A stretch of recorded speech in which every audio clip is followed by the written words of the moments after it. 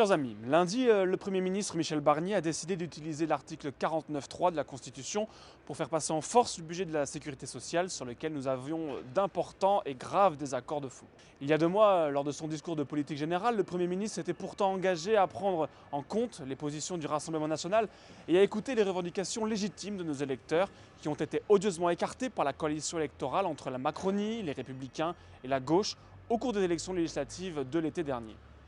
Si nous avions décidé d'accorder à ce nouveau gouvernement le bénéfice du doute et de lui laisser un peu de temps pour faire preuve de bonne volonté à l'égard de nos positions,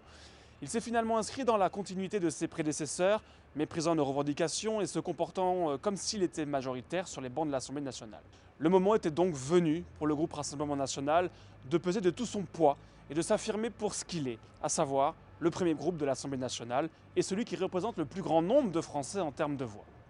Conscient de l'intérêt supérieur des Français, nous avions décidé de déposer une motion de censure et de voter l'ensemble des motions déposées par les autres groupes parlementaires. Nous avons donc voté la motion de censure déposée par la gauche, présentée en premier, et qui, avec l'ajout de nos voix, a permis de renverser le gouvernement. C'est un événement historique qui fait du Rassemblement national le nouveau cœur de la vie politique de notre pays et un acteur incontournable au sein de nos institutions.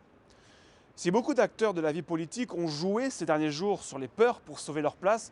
tous les dispositifs institutionnels existent désormais pour doter la France d'un budget et voter les dispositions attendues par les Français.